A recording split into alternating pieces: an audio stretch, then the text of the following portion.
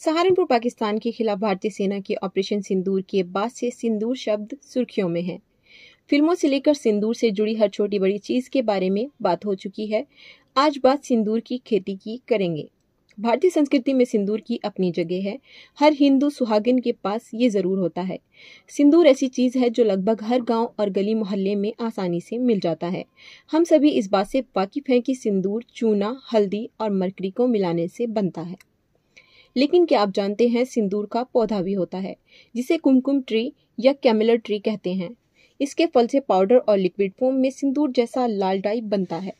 कई लोग इसकी लिक्विड लिपस्टिक भी ट्राई करते हैं, क्योंकि इससे जो रंग निकलता है वो होठों को नेचुरली लाल कर देता है।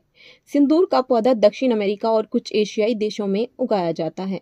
भारत में ये पौधा हिमाचल और महाराष्ट्र के कुछ गिने चुने इलाकों में ही मिलता है। आमतौर पर सिंदूर का पौधा आसानी से देखने को नहीं मिलता।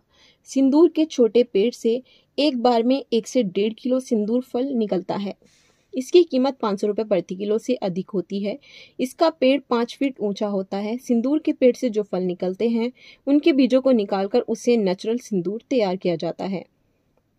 सिंदूर के पेड़ पर फल गुच्छों के रूप में सिंदूर का पौधा दक्षिण अमेरिका और कुछ एशियाई देशों में उगाया जाता है। भारत में ये पौधा हिमाचल और महाराष्ट्र के कुछ गिने चुने इलाकों में ही मिलता है। आमतौर पर सिंदूर का पौधा आसानी से देखने को नहीं मिलता। सिंदूर के छोटे पेड़ से एक बार में 1 से 1.5 किलो सिंदूर निकलता है। इसकी कीमत 500 रुपये प्रति किलो से अधिक होती है। इसका पेड़ 5 फीट ऊंचा होता है। सिंदूर के पेड़ से जो फल निकलते हैं उनके बीजों को निकालकर उसे नेचुरल सिंदूर तैयार किया जाता है। मेरा नाम डॉक्टर आई कुशवाहा, प्रभारी अधिकारी कृषि विज्ञान केंद्र सहारनपुर। लगातार जो है अब सिंदूर की खेती जो है की जा रही है, सहारनपुर में भी की जा रही है। कितने किसान इसको जो है कर रहे हैं और कहाँ खेती की जा रही है? देखिए, पहले तो शुरुआत कृषि विज्ञान केंद्र और खुशहालीपुर में सुधीर सैनी है, इनके द्वारा की गई थी।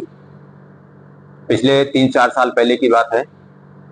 धीरे धीरे जब लोगों ने देखा कि सिंदूर का पौधा होता है जिसके बीच से सिंदूर निकलता है, जो अधिकतर महिलाओं के श्रृंगार का एक पार्ट है, तो लोगों ने इसके पौधे लगाना शुरू किया।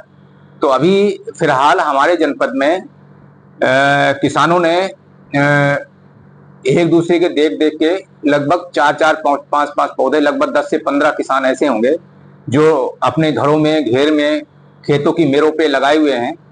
तो अभी इसका लार्ज स्केल में इसका उत्पादन की बात चल रही है, लेकिन अभी किसी किसान ने लार्ज स्केल में इसका उत्पादन नहीं किया है। बताया जा रहा है जैसे सिंदूर को सफलता मिली है, उसके बाद लोगों को काफी उत्साह बढ़ रहा है पौधे लगाने।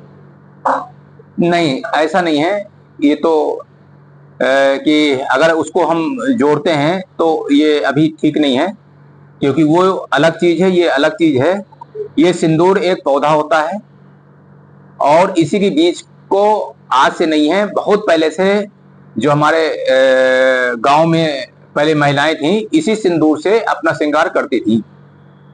तो लेकिन इसकी महत्ता जो है, जैसे पाकिस्तान युद्ध हुआ है उसके बाद महत्ता जो है सिंदूर की बढ़ गई है, किसानों में उत्साह है और लगातार जो है इस तरह की खेती की जा रही है। देखिए, सिंदूर तो पहले भी लोग महिलाएं श्रृंगार के रूप में करती थी, आज भी कर रही हैं, आगे भी करती रहेंगी। लेकिन बात आती है कि जो सिंदूर है, सिंदूर 2 तरीके का होता है। एक होता प्राकृतिक तरीके का होता है, एक रसायन होता है।